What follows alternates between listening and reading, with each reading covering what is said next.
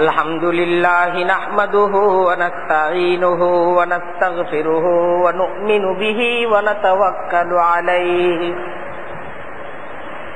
ونعوذ بالله من شرور أنفسنا ومن سيئات أعمالنا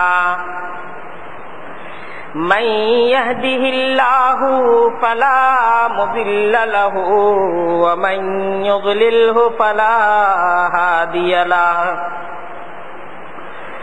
ونشهد أن لا إله إلا الله وحده لا شريك له ونشهد أن سيدنا ومولانا محمدا عبده ورسوله أما بعد فأعوذ بالله من الشيطان الرجيم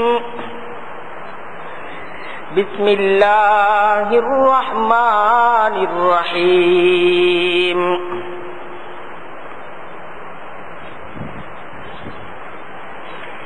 فمن شهد منكم الشهر فليصم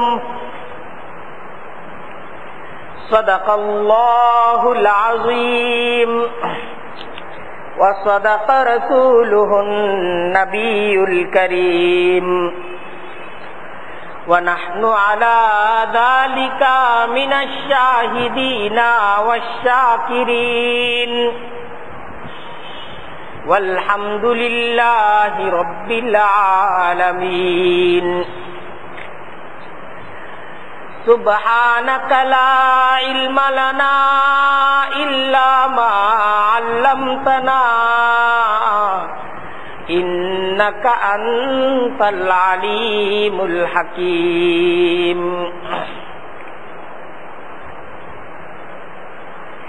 আল্লাহ তাআলার দরবারে লাখো কোটি শুকরিয়া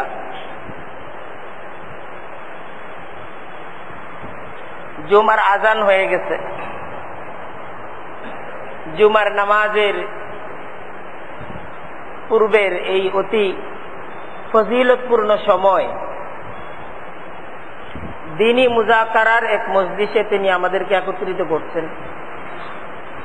দিল খুলে আল্লাহ তাআলার দরবারে সকলেই শুকরিয়া আদায় করে বলি আলহামদুলিল্লাহ।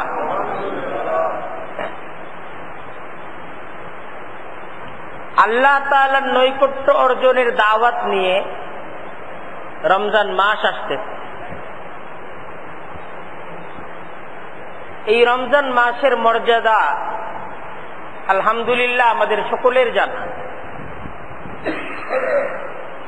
মহান রব্বুল আলামিন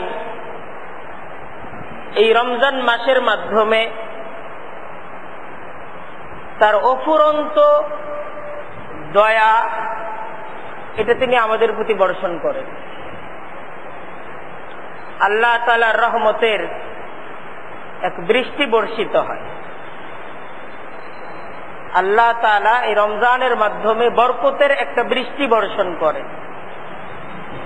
এই রমজানের মাধ্যমে নাজাতের অফুরন্ত একটা সুযোগ আল্লাহ তাআলা আমাদেরকে দান করেন। মুমিন বান্দা যেন অফুরন্ত নেকি কামাই করে আল্লাহ তাআলার অগণিত অফুরন্ত নিয়ামত লাভ করতে পারে, এজন্যই রমজান। এই রমজান মাসকে কেন্দ্র করে আমাদেরকেও একটা প্রস্তুতি নিতে হবে যে নেকি কামাই করার এই মাসে কিভাবে আমরা, কি পদ্ধতিতে আমরা আমাদের সময়গুলোকে কাটাবো।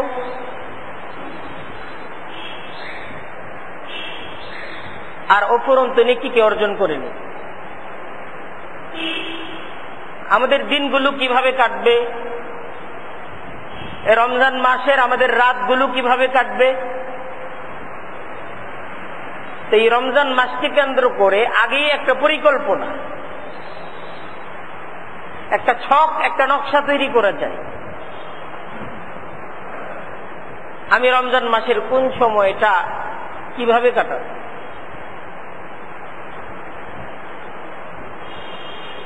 এমন যেন না হয় যে রমজান মাসের সময়গুলো কেটে যাচ্ছে, চলে যাচ্ছে,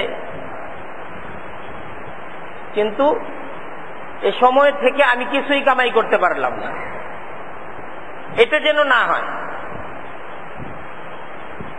বরং প্রত্যেকটা ঘন্টা সময় একটু তো অনেক মূল্যবান। রমজান মাসের প্রত্যেকটা মিনিট সময় তো খুবই মূল্যবান। রমজান মাসের প্রত্যেকটা দিন এটা তো আমাদের জন্য খুবই মূল্যবান। একটা দিন চলে গেল কিন্তু আমি এই দিনে আমার কিছু কামাই হয় নাই, অথচ কামাই করার একটা অপরন্ত সুযোগ আমার হাতে এসেছিল, কিন্তু আমি কামাই করি নাই।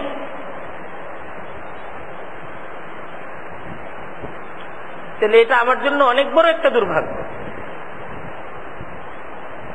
হাদিসের মধ্যে নবী করিম সাল্লাল্লাহু আলাইহি ওয়াসাল্লাম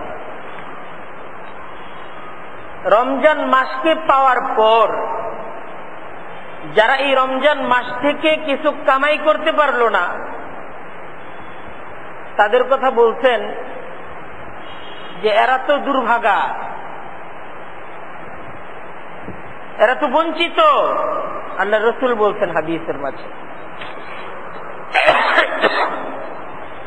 হযরত আবু হুরায়রা রাদিয়াল্লাহু তাআলা আনহু তার বর্ণনা করা হাদিস, তিনি বর্ণনা করেন লাম্মা হাজারা রমজান, আমাদের মাঝে যখন এই রমজান মাস উপস্থিত হইত, রমজান মাস যখন আসতো, قال رسول الله صلى الله عليه وسلم, নবী করিম সাল্লাল্লাহু আলাইহি ওয়াসাল্লাম এই রমজান মাসকে কেন্দ্র করে আমাদের সামনে আলোচনা করতেন। এই রমজান মাস কিভাবে কাটাতে হবে এটা আমাদেরকে বলতেন। যে লাম্মা হাজারা রমজান, যখন রমজান মাস উপস্থিত হইত, قال رسول الله صلى الله عليه وسلم, তখন নবী করিম সাল্লাল্লাহু আলাইহি ওয়াসাল্লাম তিনি বলতেন, قد جاءكم রমজান, দেখো তোমাদের কাছে তো রমজান মাস চলে এসেছে। শাহরুন মুবারক, এই মাসটা তো বরকতের মাস। আল্লাহর রাসূল বলতেন, ইফতারাযাল্লাহু আলাইকুম সিয়ামাহু, এই দিনের রোজা রাখাটা আল্লাহ তাআলা তোমাদের উপর ফরজ করে দিয়েছেন।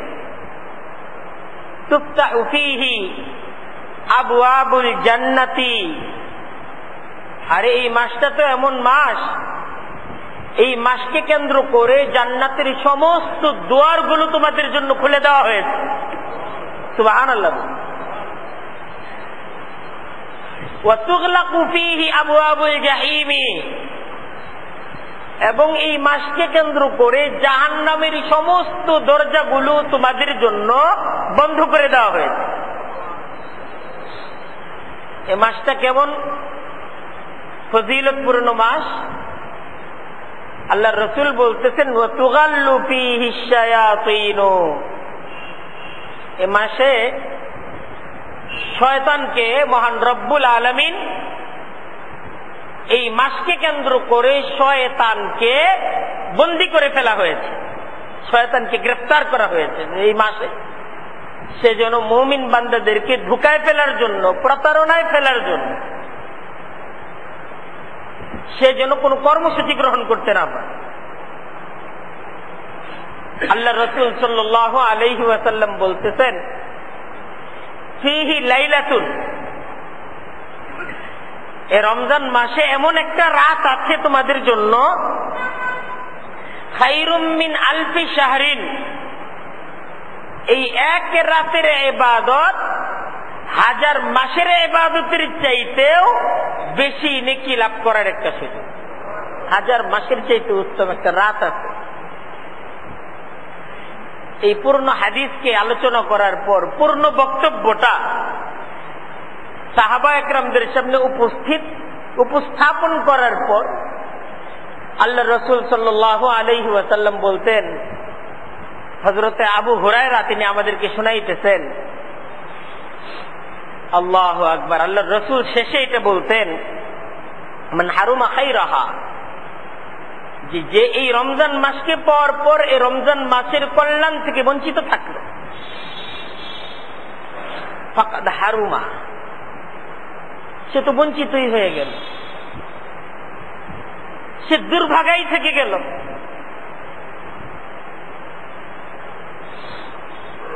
তাই রমজান মাসকে কেন্দ্র করে আমরা যেন বঞ্চিত না হই।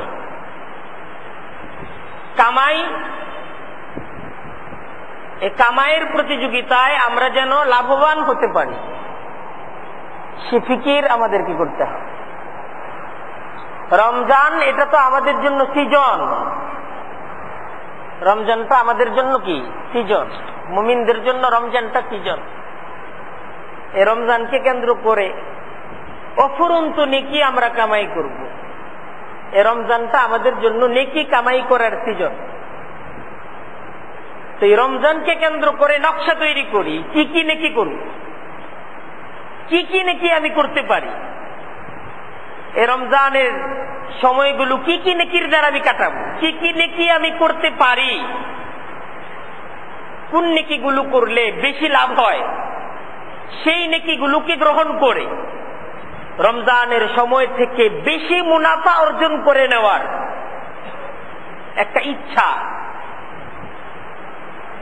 একটা উদ্দীপনা, এইটাই রমজানকে কেন্দ্র করে আমাদের মাঝে তৈরি হওয়া প্রয়োজন।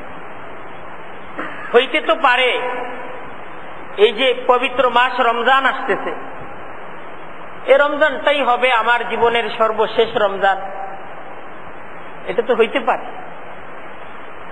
এরপরে আরো কোন রমজান আমি পাবো, হইতে তো পারে যে আর কোন রমজান আমার হায়াতের মাঝে নেই। আমি আমার হায়াতের মাঝে, আমার বয়স যদি 30 বছর হয়ে থাকে, বুধ হওয়ার পর, প্রাপ্ত বয়স্ক হওয়ার পর 15টা রমজান পাইছি। এই 15টা রমজান আমি আসলে সেইভাবে ভেবে প্রত্যেকটা সময়কে সেইভাবে কাজে লাগিয়ে আমি আমার জীবনের রমজানগুলোকে কখনো কাটাইতে পারি নাই। কিন্তু আমি তো ইচ্ছা করতে পারি যে এই রমজানটা, এই রমজানের সময়গুলোকে আমি আল্লাহ তাআলার আনুগত্য, আল্লাহ তাআলার দাসত্ব, ইবাদতের মাধ্যমে, নেকির কাজের মাধ্যমে এই রমজানের সময়গুলোকে অতিবাহিত করে আমি আল্লাহ তাআলাকে খুশি করে ফেলব। এমন ভাবে আল্লাহকে খুশি করে ফেলব, আমার এই রমজানের ইবাদত, এই ইবাদতে আল্লাহ যখন খুশি হবেন আর আমার মাঝে যখন এই আফসোস প্রকাশ পাবে, আমার জীবনের বাকি রমজানগুলো যদি এই রমজানের মতো আমি কাটাতে পারতাম, এরকম একটা আফসোস যদি আমার মাঝে তৈরি হয়, এই আফসোসটারও অনেক বড় দাম। এই আফসোসটার এত দাম যে বান্দা যখন কোন নেকি করে এই আফসোস করে, এই নেকিটা তো আগে করতে পারি নাই, জীবনের বাকি সময়গুলো তো এই নেকি করতে পারি নাই, এই আফসোসটা বান্দা যখন করে, তো আল্লাহ তাআলা এই আফসোসের দাম দেন কিভাবে? হাদিসের মাঝে আল্লাহর রাসূল সাল্লাল্লাহু আলাইহি ওয়াসাল্লাম তিনি সুসংবাদ দিয়েছেন যে আফসোসের নেকি আল্লাহ তাআলা এভাবে দেন যে আল্লাহ তাআলা তার আফসোসের পূর্ণ জমানাটাকে নেকির দ্বারা পরিবর্তন করে দেন, নেকির দ্বারা পরিবর্তন করে।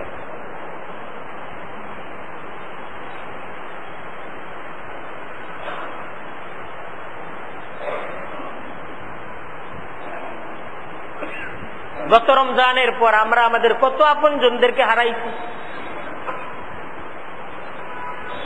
তাই একটা সময় রমজান তো আসবে, কিন্তু আমরা তো হারিয়ে যাব। আজকের আমি আগামী রমজানে হতে পারে হারিয়ে যাব। আমার ঠিকানা চিরদিনের জন্য, আমার আমল নামা, নেকি অর্জন করা, আমার কামাই করার সুযোগগুলো এটা বন্ধ হয়ে যাবে, আমি আর কামাই করতে পারবো না। এটা শেষ সুযোগ মনে করি। আরো সুযোগ আছে। ইন্নাহুম ইয়ারাউনাহু বাঈদা ওয়া নারাহু করিবা। আল্লাহ তাআলা কুরআনে কারীমের মাঝে বলতেছেন, ইন্নাহুম ইয়ারাউনাহু বাঈদা, যে তারা তাদের শেষ সময়টাকে অনেক দূরবর্তী মনে করে। তারা মনে করে অনেক দূরে, তারা এটা মনে করে না যে অনেক কাছে, মনে করে অনেক দূরে। কিয়ামতটাকে তারা অনেক দূরে মনে করে, মৃত্যুটাকে তারা অনেক দূরে মনে করে। ইন্নাহুম ইয়ারাউনাহু বাঈদা ওয়া নারাহু করিবা। ইন্নাহুম, নিশ্চয়ই তারা, ইয়ারাউনাহু, তাদের মৃত্যুটাকে, কিয়ামতটাকে অনেক দূরে মনে করে। ওয়া নারাহু করিবা, আর আল্লাহ বলতেছেন আর আমি ওইটাকে খুব কাছে মনে করি, আমি ওইটাকে খুব কাছে দেখি। কারণ আমি দেখতেছি আমার বান্দার হায়াত শেষ হয়ে যেতেছে, আর সে চিন্তা করতেছে আমার হায়াত আরো বাকি আছে। আল্লাহ তাআলা কুরআনে কারীমের মাধ্যমে আমাদেরকে সবক দিচ্ছেন যে তোমরা ভাবতেছো হায়াত আর অনেক দিন বাকি আছে, আর এটা তো ভুল। আমার কাছে জিজ্ঞাসা করো হায়াত বাকি আছে না হায়াত শেষ হচ্ছে। আমার কোরআনকে জিজ্ঞাসা করো, কারণ কোরআন তো আমার কথা।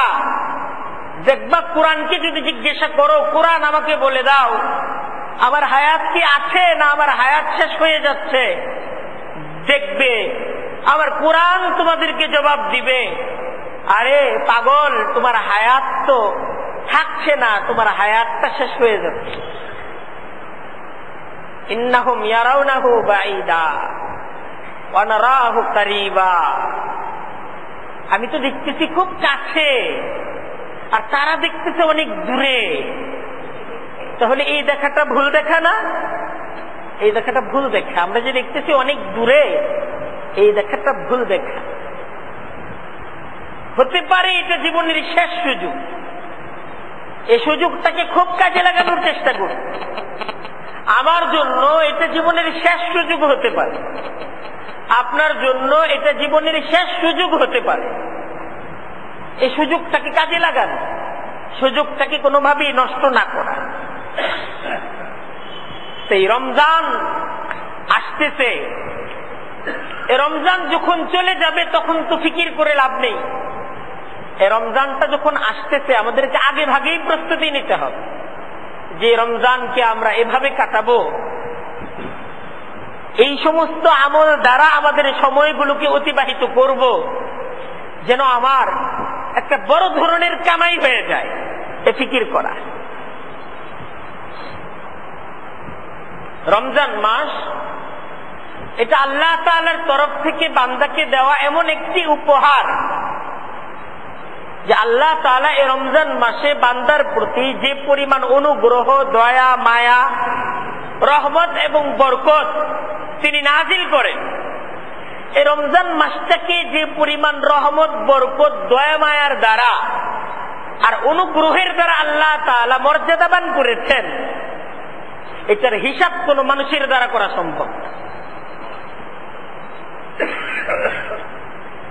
হাদিসের মাফহুম এরকম, এই রমজান মাসকে কেন্দ্র করে আল্লাহ তাআলা তার পূর্ণ জগৎটাকে বিশেষভাবে সাজিয়ে তুলেছেন। পূর্ণ জগৎটাকে এমন ভাবে জগৎটাকে সাজিয়ে তুলেন যে মানুষের জন্য নেকির পথে আসাটা সহজ হয়ে যায়। শয়তানকে বন্দী করে ফেলা হয়, জান্নাতের দুয়ারগুলোকে খুলে দেওয়া হয়, জাহান্নামের দরজাগুলোকে বন্ধ করে দেওয়া হয়, রহমতের ফেরেশতাদেরকে জমিনের মাঝে নামিয়ে দেওয়া হয়। একটা হাদিসের মাফহুম এরকম। হযরত আবু হুরায়রা রাদিয়াল্লাহু তাআলা আনহু তার বর্ণনা করা হাদিস, আল্লাহর রাসূল সাল্লাল্লাহু আলাইহি ওয়াসাল্লাম ইরশাদ করেন, ইযা কানা আউয়ালু লাইলাতিন মিন শাহরি রমজান, যখন রমজান মাসের প্রথম রাতের আগমন ঘটে, ইজা অর্থ যখন, কানা আউয়ালু লাইলাতিন, আউয়ালু লাইলা মানে প্রথম রাত, মিন শাহরি রমজান, রমজান মাসের প্রথম রাত যখন আসে, সুফিদাতি শায়াতিন ওয়া মারদাতুল জিন্নি, দুষ্ট যত জিন আছে আর শয়তান এবং শয়তানের যত অনুসারীরা আছে, আল্লাহ তাআলা তাদেরকে বেঁধে ফেলেন, তাদেরকে বেঁধে ফেলার ব্যবস্থাপনা করা হয়। ওয়াগুল্লিকাত আবওয়াবুন নার, জাহান্নামের সমস্ত ফটকগুলোকে বন্ধ করে দেওয়া হয়। ফালাম ইফতাহ মিনহা বাবুন, আল্লাহর রাসূল হাদিসের মাঝে বলতেছেন যে জাহান্নামের একটা দরজাও খোলা থাকে না, সব বন্ধ। ওয়াফুতিহাত আবওয়াবুল জান্নাতি, আর জান্নাতের সমস্ত দুয়ারগুলোকে খুলে দেওয়া হয়। ফালাম ইউগলাক মিনহা বাবুন, জান্নাতের একটা দরজাও বন্ধ থাকে না। জোরে সুবহানাল্লাহ বলুন। জান্নাতের একটা দরজাও বন্ধ থাকে না, সমস্ত দুয়ারগুলোকে খুলে দেওয়া হয়।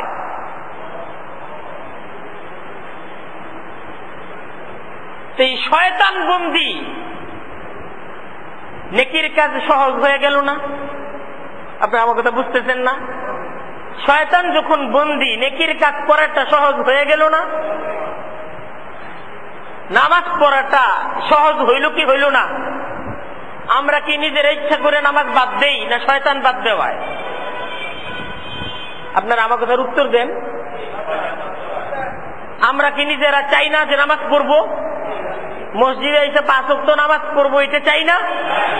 আসতে পারি না, বাধা দেয় কে?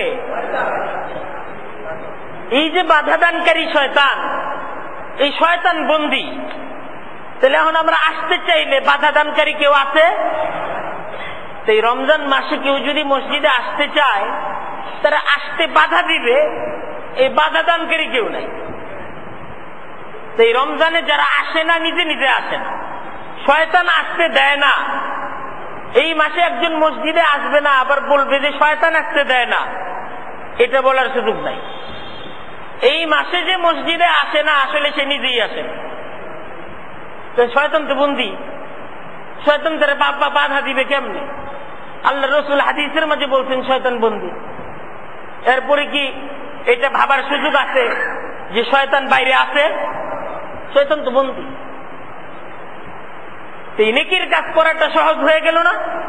নেকির কাজ করাটা কিন্তু সহজ হয়ে গেল, এখানেই শেষ না। ওয়ায়ুনাদি মুনাদিন, হাদিসের মাঝে আল্লাহ রাসূল সাল্লাল্লাহু আলাইহি ওয়াসাল্লাম বলতেছেন, একদল রহমতের ফেরেশতা আল্লাহ তাআলা তাদেরকে জমিনের মাঝে নিয়োগ দান করেন এই রমজান মাসকে কেন্দ্র করে। এদেরকে বিশেষভাবে নিয়োগ দেওয়া হয়। শুধু এই রমজান মাসের জন্য একদল রহমতের ফেরেশতাকে জমিনের মাঝে বিশেষভাবে নিয়োগ দেওয়া হয়। ওয়ায়ুনাদি মুনাদিন, এদের কাজ কি হয়? এদের কাজ হয় ঘোষণা দেওয়া। ওয়ায়ুনাদি মুনাদিন, তাদের কাজ হলো মানুষদেরকে ডাকা, মানুষদেরকে দাওয়াত দেওয়া। এই রহমতের ফেরেশতারা এই দায়িত্ব নিয়ে জমিনে আসে। ওয়ায়ুনাদি মুনাদিন, তারা আহ্বান করতে থাকে, ডাকতে থাকে, ঘোষণা দিতে থাকে। ইয়া বাগিয়াল খাইর, তারা ডাকে।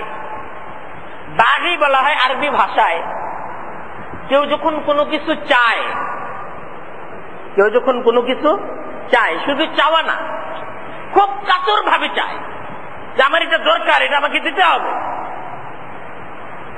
কোন ব্যক্তি যখন কারো কাছে কোনো কিছু খুব কাতর ভাবে চায়, খুব জোর দিয়ে চায় যে আমাকে এই জিনিসটা দিতে হবে, আমার এই জিনিসটার বড় প্রয়োজন, বড় দরকার, আপনি যে কোনো মূল্যে হোক আমার এটা দেন, এরকম ভাবে কেউ যখন কারো কাছে কোনো কিছু চায়, তখন যে চায় তাকে বলা হয় কি? বাগী, বাগী বলা হয়। সেই রহমতের ফেরেশতারা ডাকতে থাকে ইয়া বাগিয়াল খাইর। দেখেন খায়ের শব্দটা আরবি ভাষায় খুব ব্যাপক শব্দ। খায়ের শব্দের অর্থ হল কল্যাণ। খায়ের শব্দের অর্থ কি? কল্যাণ। খুব ব্যাপক শব্দ। এখন এই কল্যাণটা দুনিয়ারও কল্যাণ, পরকালেরও কল্যাণ, সব একদম দুনিয়া থেকে আখিরাত, ইহকাল থেকে পরকাল, যত ধরনের কল্যাণের তাকাজা, কল্যাণের চাহিদা হতে পারে। আমরা দুনিয়াতে কল্যাণ চাই না? আমরা দুনিয়াতে কল্যাণ চাই না? এরকম কেউ আছে আমার দুনিয়া দরকার নাই? এরকম কেউ আছে আমার দুনিয়া চাই না? এরকম কেউ আছি আমরা? আমরা দুনিয়া চাই। আমরা দুনিয়া চাই না? আচ্ছা, আখিরাত কি ছাড়তে চাই? আখিরাতও চাই। আমরা দুনিয়াও চাই, আখিরাতও চাই। এরকম না যে আমরা আখিরাত চাই না। আখিরাত তো চাই, ওটা তো পাইতেই হবে, কিন্তু দুনিয়াও চাই আমরা।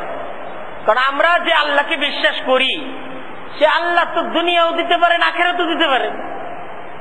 উনি যদি আমাদেরকে দুনিয়া দিয়া দেন, এতে কি ওনার খাজানায় কমতি পড়বে? পড়বে না। এজন্য আমরা তার কাছে দুনিয়াও চাই, আখিরাতও চাই। আল্লাহ রাসূল সাল্লাল্লাহু আলাইহি ওয়াসাল্লাম যখন দোয়া করতেন, তো আল্লাহ তাআলার কাছে দোয়ার মাঝে তিনি এটা বলতেন যে আমার রিজিকের মাঝে সচ্ছলতা দান করে। এই রিজিকের মাঝে সচ্ছলতা চাওয়া আল্লাহ তাআলার কাছে। কার কাছে? আল্লাহর কাছে। এটা তো সুন্নত। এক সাহাবী, আল্লাহর রাসূলের এক সাহাবী যুদ্ধের মাঝে বিপক্ষ দলের তীর এসে তার চোখকে আক্রান্ত করলো। চোখের মাঝে, চোখের মাঝে যখন তীর বিদ্ধ হলো, এই চোখটা সাথে সাথে গলে গেল, অন্ধ হয়ে গেল। আল্লাহ রাসূল সাল্লাল্লাহু আলাইহি ওয়াসাল্লামের সামনে উপস্থিত হয়ে সেই সাহাবী আর কোনোদিন দেখবেন না, অন্ধ হয়ে গেছেন, এটার জন্য আফসোস করতেছিলেন। আর আল্লাহর রাসূলের কাছে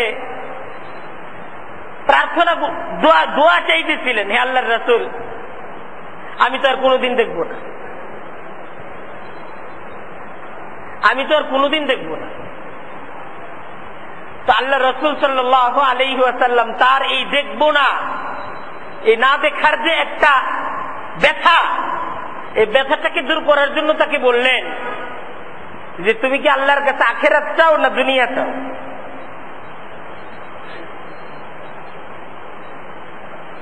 তো আল্লাহর রাসূলের সাহাবী আল্লাহর রাসূলকে উত্তর দিতেন যে আমি যে আল্লাহকে বিশ্বাস করি, উনি তো দুনিয়াও দিতে পারেন, আখিরাতও দিতে পারেন। আমি তো তার কাছে দুনিয়াতেও দেখতে চাই, আখিরাতেও দেখতে চাই। দুনিয়ার বাকি জীবন আমি দেখবো না, এটা আমি চাই না। কারণ উনি, আমার চোখ যদিও গলে গেছে, এখন চিকিৎসা বিজ্ঞানের মতামত, সকলের মতামত এইটাই যে এই চোখ আর কোনোদিন দেখবে না। কিন্তু আমার আল্লাহর এই ক্ষমতা আছে, যে তার কুদরতের এই ক্ষমতা আছে যে এই চোখটাকেও তিনি সুস্থ করে দেখার শক্তি দিবেন। আর ক্ষমতা আছে না? আছে। আল্লাহ রসুলের সাহাবী আল্লাহর রসুলকে বলছেন যে আল্লাহ তাআলার তো এই ক্ষমতা আছে, আমার এই চোখকে ভালো করে দিয়ে দুনিয়াতেও দেখতে দিবেন, আখিরাতেও দেখতে দিবেন। ঈমান প্রকাশ করছেন, ঈমান প্রকাশ করছেন। আল্লাহ রসুল সাল্লাল্লাহু আলাইহি ওয়াসাল্লাম দোয়া করছেন, আল্লাহ রসুলের সেই সাহাবীর চোখ, এই গলে যাওয়া চোখ কি হয়ে গেছে? ভালো হয়ে গেছে, সাথে সাথে ভালো হয়ে গেছে। তো আসলে আল্লাহ তাআলার কাছে যে যেটা চাইবে, আল্লাহ তাআলা তো এটাই চান যে বান্দা তুমি আমার কাছে চাও, তোমার দুনিয়া দরকার, তুমি কোথায় ঘুরতেছো, আমার কাছে আসো। এই রমজান মাসকে কেন্দ্র করে একদল রহমতের ফেরেশতাকে আল্লাহ তাআলা জমিনে পাঠায়া দেন যে আমার বান্দাদেরকে ডাকো, ইয়া বাগিয়াল খাইর, এই তারা তোমরা যারা দুনিয়া চাইতেছো, শোনো শোনো। এই যে রহমতের ফেরেশতারা ডাকতেছে, বিপরীতে শয়তান ডাকার সুযোগ থেকে বঞ্চিত। শয়তান তো বন্দী, ইয়া বাগিয়াল খাইর, হে কল্যাণকামী, হে কল্যাণের প্রতি আগ্রহী, আসো আসো, আকবিল। ইয়া বাগিয়াল খাইর আকবিল, আকবিল, আসো। আকবিল অর্থ কি? আসো, অগ্রসর হও, এগিয়ে আসো, ডাকতেছেন। রহমতের ফেরেশতারা এরকম ডাকতে থাকে। তোমার সম্পদ দরকার, ইয়া বাগিয়াল খাইর, খায়ের শব্দের অর্থ টাকা, সম্পদ। তোমার টাকা দরকার, সচ্ছলতা দরকার, আকবিল, আসো। ইয়া বাগিয়াল খাইর, তোমার সুস্থতা দরকার, আসো। ইয়া বাগিয়াল খাইর, তোমার সুখ দরকার, তুমি অশান্তিতে আছো, আসো। ইয়া বাগিয়াল খাইর, তোমার শান্তি দরকার, অশান্তিতে আছো, আসো আসো, এরকম ভাবে ডাকতে থাকে। ইয়া বাগিয়াল খাইর, তোমার সন্তান দরকার, সন্তান হয় না। রমজান মাসে এইভাবে রহমতের ফেরেশতারা জমিনের মাঝে এসে আল্লাহর বান্দাদেরকে ডাকতে থাকে, ইয়া বাগিয়াল খাইর, তোমার ক্ষমতা দরকার, তোমার নেতৃত্ব দরকার। অর্থাৎ মানুষ যা চায়, যেটাকে পাওয়া সে তার জন্য কল্যাণকর মনে করে, এবং যে জিনিসটাকে সে পেতে চায়, এ সমস্ত পাওয়াগুলো এই খায়রের অন্তর্ভুক্ত।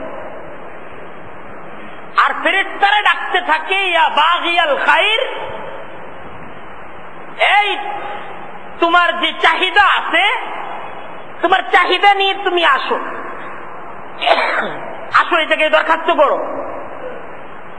রমজান মাস হলো দরখাস্ত করার মাস, রমজান মাসটা হলো পাওয়ার মাস। তাই এমন ভাবে ডেকে ডেকে রমজান মাসে বান্দাদেরকে পাওয়ার দিকে ডাকা হয়। তোমার বাড়ি দরকার, আসো। ইজ্জত দরকার, আসো। এমনকি তোমার বেহেশত দরকার, আসো। তোমার দুজক থেকে বাঁচা দরকার, আসো। ইয়া বাগিয়াল খাইর, তুমি কি বেহেশত চাও? আকবিল, আসো। এইভাবে ডাকে, আকবিল, অগ্রসর হও। এই যে আকবিল, আকবিল মানে অগ্রসর হও। কিভাবে আমি অগ্রসর হব, এটাও তো একটা বুঝার বিষয়। আমাকে বলা হচ্ছে তোমার শান্তি দরকার, অগ্রসর হও, তাহলে কোন দিকে অগ্রসর হব? আমাকে বলা হচ্ছে তোমার সম্পদ দরকার, অগ্রসর হও, ফেরেশতারা ডাকতেছে না? হাদিসের মাঝে আল্লাহর রাসূল বলছেন যে একদল রহমতের ফেরেশতাকে জমিনের মাঝে নিয়োগ দেওয়া হয়, তারা ডাকতে থাকে, আহ্বান করতে থাকে, দাওয়াত দিতে থাকে যে তোমার সম্পদ দরকার, আসো। তোমার সন্তান দরকার, আসো। তোমার ইজ্জত দরকার, আসো। কোথায় আসবো? আকবিল, অগ্রসর হও। আমি কোন দিকে অগ্রসর হব? কোন দিকে অগ্রসর হব? এই যে ডাকতেছে আমাকে অগ্রসর হওয়ার দিকে, আমি কোন দিকে অগ্রসর হব? আকবিল। দেখেন রমজান মাসে মহান রব্বুল আলামিন আমাদেরকে ডাকতেছেন, আকবিল, তুমি অগ্রসর হও। আগে তুমি নামাজ পড়তে না, নামাজ পড়ো। আগে তুমি ঘরে নামাজ পড়তে, মসজিদে নামাজ পড়ো। এই যে আকবিল, সমাধান হয়ে যাবে। তুমি অসচ্ছল, দরিদ্র, তুমি রমজান মাসে অগ্রসর হও। আগে নামাজ পড়তে না, শুধু ব্যবসায়ী করতে, আর ভাবতে যে এই ব্যবসার দ্বারাই তো আমার কাছে কামাই আসবে। আরে তোমার ওই ধারণা ভুল ধারণা, তোমার ওই চিন্তা ভুল চিন্তা। তুমি আসো, আকবিল। আগে নামাজ পড়তে না, এ রমজান মাস তুমি নামাজটা পড়া শুরু করে দাও। তোমার কামায়ের মাঝে বরকত আসবে, তোমার কামায়ের মাঝে সফলতা আসবে। তোমার কামায়ের দ্বারা তোমার দারিদ্রতা দূর হয়ে তোমার জীবনের মাঝে সচ্ছলতা আসবে, আসবে, আসবে। রহমতের ফেরেশতারা ডাকতেছে, আসবে। আগে তুমি ঘরে নামাজ পড়তে, এখন মসজিদে এসে নামাজ পড়ো। আকবিল, রোজা রাখো। আকবিল, অগ্রসর হও, মানে রোজা রাখো। এই রমজান মাসের রোজার দ্বারা তোমার সমস্যাগুলোর সমাধান হয়ে যাবে। তোমার অশান্তি, তোমার দুঃখ একটু সুখ এবং শান্তির দিনে পরিবর্তন হয়ে যাবে। তুমি ঋণগ্রস্ত, তোমার এই ঋণ একটা আদায়ের ব্যবস্থাপনা হয়ে যাবে, এই রমজান দ্বারা হয়ে যাবে। কিন্তু এই ঋণ আদায়ের ব্যবস্থাপনা কিভাবে হবে? এই দুঃখ কষ্ট আর এই দারিদ্রতা কিভাবে দূর হবে? নামাজ দ্বারা দূর হবে। এই রমজান মাসের রোজা দ্বারা দূর হবে। এই রমজানের ইবাদত দ্বারা দূর হবে। কারণ সুখ, শান্তি, সচ্ছলতা এই সমস্ত কিছুর মালিক কে? তার পক্ষ থেকে যদি ফয়সালা না হয়, এই দুনিয়ার কোনো কিছুর ফয়সালা করার ক্ষমতা নাই। তোমার এই দোকানের যত সুন্দর ডেকোরেশন হোক, এই দোকানের ক্ষমতা নাই তোমাকে সচ্ছলতা দেওয়ার। আর ক্ষমতা আছে? অনেক সুন্দর ডেকোরেশনের দোকানওয়ালা এক সময় নিজেকে দেউলিয়া ঘোষণা করে যে আমি এখন দেউলিয়া। এত সুন্দর ডেকোরেশনের দোকান, এত সুন্দর বাজার, এত জমা মার্কেট, তোমার দোকানে এত এত ক্রেতা, তুমি কেন দেউলিয়া? উত্তর তো এইটাই যে আসলে ফয়সালা তো হয় নাই। ফয়সালা তো ক্রেতার দ্বারা হয় না, ফয়সালা তো জমা মার্কেট দ্বারা হয় না, ফয়সালা তো ডেকোরেশন দ্বারা হয় না, ফয়সালা তো আল্লাহ তাআলার তরফ থেকে হয়। ফয়সালা নামাজ দ্বারা হয়, ফয়সালা রোজার দ্বারা হয়, ফয়সালা ইবাদত দ্বারা হয়। ইবাদত দ্বারা ফয়সালা।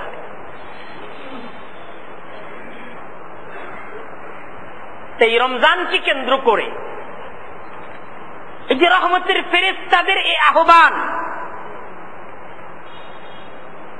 আল্লাহ তাআলার দয়ার এই আহ্বান নিয়ে আল্লাহ তাআলার রহমতের ফেরেশতারা আমাদের কাছে এই দাওয়াত নিয়ে রমজান মাসে ঘুরে বেড়ায়। এই রমজানকে সামনে, রমজান আমাদের সামনে না, এই রমজানকে সামনে রেখে এই দাওয়াতটা আমরাও দিতে পারি না? আমার কথাটা বুঝতে পারছে? এই দাওয়াতটা, রমজানকে কেন্দ্র করে এই দাওয়াতটা আমরাও দিতে পারি না? আমরাও তো দিতে পারি। আমাদের সমাজে, আমাদের ঘরে রমজান আসতেছে। ইয়া বাগিয়াল খাইর আকবিল, আমাদের দাওয়াত কি? ইয়া বাগিয়াল খাইর আকবিল। এই দাওয়াতটা আমরা দেওয়ার চেষ্টা করি। ইয়া বাগিয়াল খাইর, দাওয়াত এইটা, রমজানের দাওয়াত এইটাই। ইয়া বাগিয়াল খাইর, হে কল্যাণকামী, হে সুখের অন্বেষী, হে সচ্ছলতার অন্বেষী, আকবিল, তুমি অগ্রসর হও, নামাজে আসো, তারাবিতে আসো, রোজা রাখো, নেকির কাজে অগ্রসর হও, ইবাদতের দিকে অগ্রসর হও। সমস্যা, সমস্ত সমস্যাগুলোর সমাধান হয়ে যাবে। আমাদের ঘরে সমস্যা, এই রমজান মাসে সমস্যার সমাধান হবে। আমার প্রতিষ্ঠানে সমস্যা, এই রমজান মাসে সমস্যার সমাধান হবে। আমার দোকানের মাঝে সমস্যা, কোনোভাবে এগুচ্ছে না, এই রমজান মাসে সমস্যার কি হবে? সমাধান হবে। কিসের দ্বারা হবে? আমল দ্বারা হবে। আমল দ্বারা পরিবর্তন হবে। আমাদের আমল যখন সুন্দর হবে, তো আমলের সাথে আল্লাহ তাআলার ওয়াদা। আল্লাহ তাআলার ওয়াদা কিসের সাথে? আমলের সাথে। আমরা যখন আল্লাহ তাআলার আনুগত্য করব, আমরা যখন আল্লাহর হয়ে যাব, আমরা যখন আল্লাহর বান্দা হয়ে যাব, আমাদের সকল কিছুর জিম্মাদার আল্লাহ হয়ে যাবে। আল্লাহ হয়ে যাবে। আমার ঘরের জিম্মাদার কে? আল্লাহ হয়ে যাবে আমি যখন আল্লাহর হয়ে যাব। আমার প্রতিষ্ঠানের জিম্মাদার আল্লাহ হয়ে যাবেন আমি যখন আল্লাহর হয়ে যাব। তাই আমি যখন আল্লাহর হয়ে যাব, আমার সকল কিছুর জিম্মাদার কে হবেন? আল্লাহ জিম্মাদারি নিয়ে নেন। এই রমজান মাসকে কেন্দ্র করে হাদিস এখানেই শেষ না। আল্লাহ রসুল সাল্লাল্লাহু আলাইহি ওয়াসাল্লাম ফরমান, সেই রহমতের ফেরেশতারা ডাকতে থাকে, ইয়া বাগিয়া শার। শার, শার শব্দের অর্থ হইল যারা নষ্টামিকে চায়, আল্লাহ তাআলার অবাধ্যতা, এই অবাধ্যতার পিছনে যারা ঘুরে বেড়ায়, যারা নেকি চায় না, ইবাদত চায় না, যারা নামাজ চায় না, রোজা চায় না, যারা জান্নাত চায় না, যারা গুনাহ চায়, অবাধ্যতা চায়, যারা অপরাধ জগৎ এটার মাঝেই নিজেদেরকে ছড়িয়ে ছিটিয়ে রাখতে চায়, এই রমজান মাসে রহমতের ফেরেশতারা তাদেরকেও দাওয়াত দেয়, ইয়া বাগিয়া শার, হে অপরাধী, আকসির, তুমি থেমে যাও। ইয়া বাগিয়া শার, হে অপরাধী, তুমি থেমে যাও, আর না, অনেক হইছে। তুমি তো 40 বছর চলে গেছে, থেমে যাও, থেমে যাও। তুমি 15 বছর বয়সে নামাজ ফরজ হয়েছে, এখন 20 বছর হয়ে গেছে, 5 বছরের নামাজ তোমার কাজা, থেমে যাও। আকসির, আকসির শব্দের অর্থ কি? থেমে যাও। ইয়া বাগিয়া শার, হে বেনামাজি, আকসির, থেমে যাও, আর নামাজকে কাজা করো না, নামাজ ধরো। ডাকতে থাকে। 5 বছরের নামাজকে তুমি কাজা করে ফেলেছ, তোমার বয়স 20 বছর, তোমাকে তুই 5টা বছরের কাজা নামাজের হিসাব দিতে হবে। হাসরের ময়দানে যখন বিচারালয়ে বসবে, সবার আগে তো তোমার নামাজের হিসাব হবে।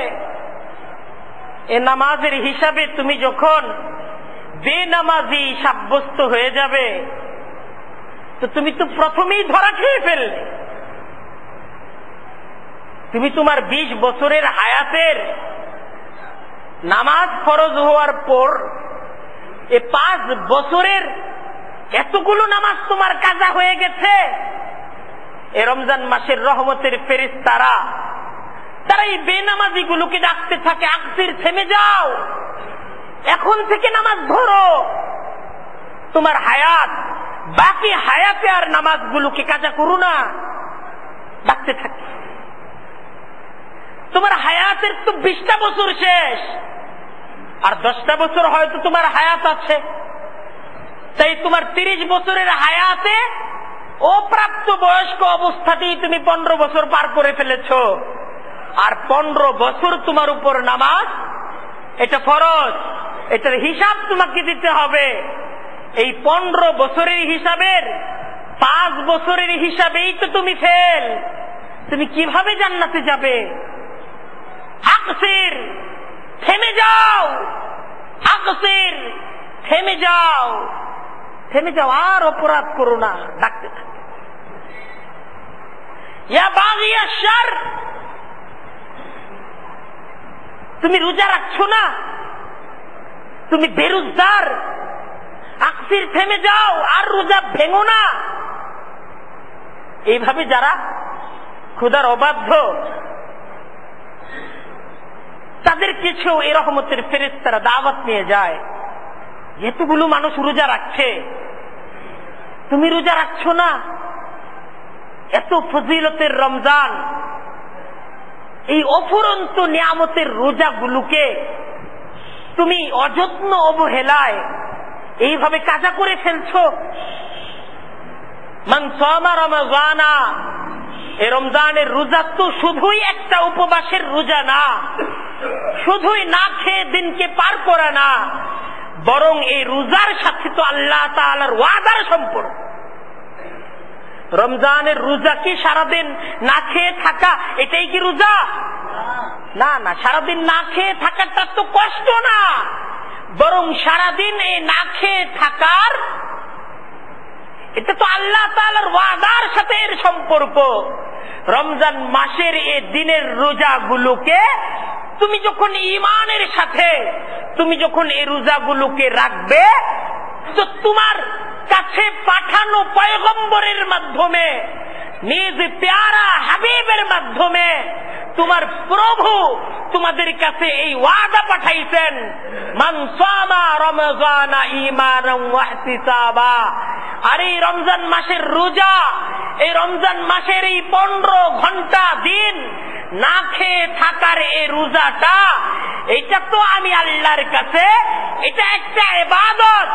আর এই ইবাদত আমার কাছে এত প্রিয় ইবাদত, আর বান্দার এমন নাজাতের ইবাদত, এই ইবাদত বান্দা যখন করবে, গফিরা লাহু মা তাকাদ্দামা মিন যামবিহি, বান্দা এই ইবাদত করার পর তার অতীত জিন্দেগীর যত সগীরা গুনাহ আছে, আমি আল্লাহর দরবারে এই সমস্ত সগীরা গুনাহগুলো মাফ হয়ে যাবে। এই 15 ঘন্টা না খেয়ে থাকাটা ফজিলত যদি হয়, আমার অতীতের এত এত গুনাহগুলো মাফ হয়ে যাওয়া। আমরা তো একটা আল্ট্রাসোনোগ্রাম করার জন্য 7 ঘন্টা 8 ঘন্টা না খেয়ে থাকি, যে ডাক্তার আল্ট্রাসোনোগ্রাম করে দেখবে আমার পেটে কোনো সমস্যা আছে কিনা। কারণ পেটে যদি সমস্যা হয়ে যায়, আমার লিভারটা যদি ক্ষতিগ্রস্ত হয়ে যায়, আমার পাকস্থলীটা যদি ক্ষতিগ্রস্ত হয়ে যায়, তাহলে আমি বাঁচবো কিভাবে? তাই শুধুমাত্র বেঁচে থাকার স্বার্থে, শুধুমাত্র নিজের রূপটাকে বের করার জন্য, যে আমার কি হয়েছে, আমার পেটে ব্যথা কেন, কি জন্য আমার পেটে ব্যথা, শুধু এই জন্যটাকে বের করার জন্য 7 ঘন্টা 8 ঘন্টা না খেয়ে আমরা থাকি না? 7 ঘন্টা 8 ঘন্টা না খেয়ে থাকি।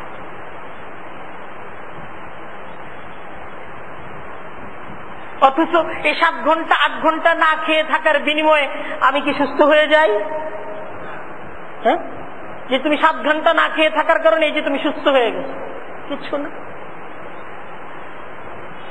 আর আল্লাহ তাআলার পক্ষ থেকে কত বড় ওয়াদা,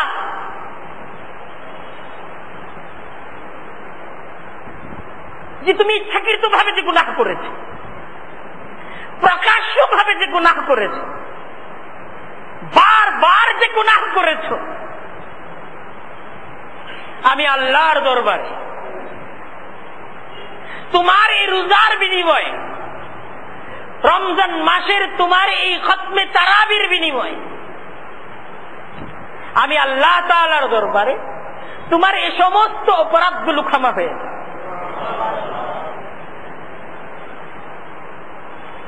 সেই রহমতের ফেরেশতাদেরকে আল্লাহ তাআলা জমিনে পাঠিয়ে দেন আমাদেরকে এই দাওয়াত পৌঁছানোর জন্য, ইয়া বাগিয়াশ শার, হে রোজা ভঙ্গকারী, তুমি নানা অজুহাতে রোজা ভাঙতেছ। আর তুমি যে অজুহাতে রোজাকে ভাঙতেছ, এই অজুহাতটা কি আসলেই সত্য অজুহাত কিনা, আর এই অজুহাতে এমন একটা ফজিলতপূর্ণ ইবাদতকে ছাড়া যায় কিনা, এটার সমাধান তো তুমি নিজেই দিতে পারো। কোন ডাক্তারের তো এটার ফয়সালা দেওয়ার দরকার নাই, যে এত ফজিলতপূর্ণ একটা ইবাদত, এত ফজিলতপূর্ণ ইবাদত আমি কি ছেড়ে দিব?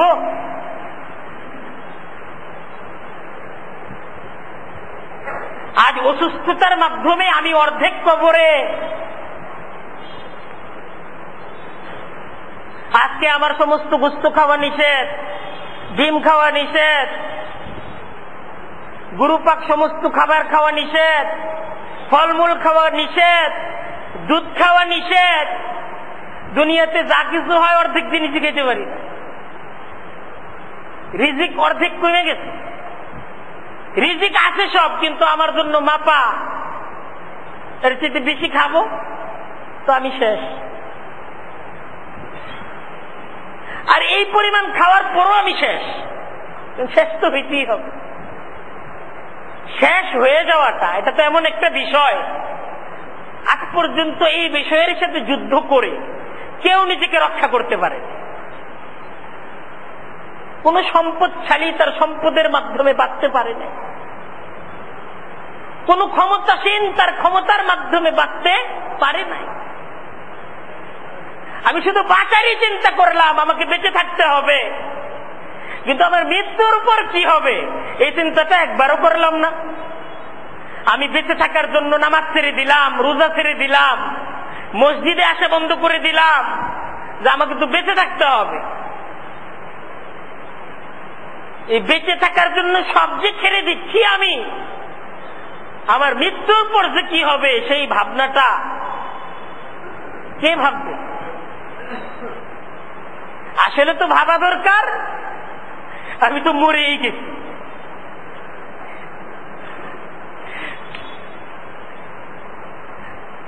আমার তো অর্ডার হয়ে গেছে, রায় হয়ে গেছে,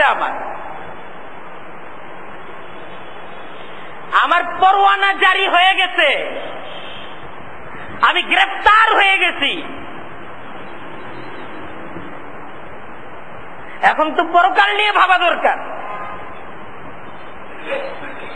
সেই রমজান মাস আসতেছে, ইয়া বাগিয়া শার, রহমতের ফেরেশতারা এই রমজানকে কেন্দ্র করে আমাদের কাছে দাওয়াত নিয়ে আসবে। হে খোদার অবাধ্যরা, অবাধ্যতা ছেড়ে দাও, থেমে যাও। আর এই থেমে যাওয়ার সাথেও আল্লাহর ওয়াদা, থেমে যাওয়ার সাথেও আল্লাহর ওয়াদা। তুমি তোমার অপরাধকে থামিয়ে দাও, আর এক কদম অপরাধের দিকে এগিয়ে যেও না। তুমি যদি থেমে যাও, তোমার এই থেমে যাওয়ার কারণে মহান রব্বুল আলামিনের ওয়াদা যে তিনি তোমার অতীতের সমস্ত গুনাহগুলোকে মাফ করে দিবেন। থেমে যাও, তুমি আল্লাহর হয়ে যাও। এই রহমতের ফেরেশতাদের এই আহ্বান আল্লাহ তাআলা তার নৈকট্যশীল বান্দাদেরকে শোনারও তৌফিক, যাদের দিল পরিষ্কার, যাদের মন পরিষ্কার, গায়রুল্লাহর মহাব্বত থেকে যাদের অন্তর পরিচ্ছন্ন পরিষ্কার, আল্লাহ তাআলা তাদেরকে শোনার তৌফিক দান করেন। এই রমজান যখন আসে, আল্লাহ ওয়ালাদের অবস্থা পরিবর্তন হয়ে যায়। আল্লাহ ওয়ালাদের দিন রাত অন্যরকম হয়ে যায়। সেই রমজানকে কেন্দ্র করে যারা দিনদার, যাদের সম্পর্ক আল্লাহর সাথে, যাদের সম্পর্ক নামাজের সাথে, তাদের সাথে সম্পর্ক তৈরির চেষ্টা করি, মসজিদের সাথে সম্পর্ক তৈরির চেষ্টা করি। ইয়া আইয়ুহাল্লাযীনা আমানু, হে ঈমানদারেরা, ইত্তাকুল্লাহ, তোমরা আল্লাহকে ভয় করো, ওয়া কুনু মা'আস সাদিকিন, আল্লাহ বলতেছেন সাদিকিনদের সাথী হয়ে যাও। আল্লাহর ভয় মনের মাঝে আসতেছে না, সাদিকিনদের সাথী হয়ে যাও।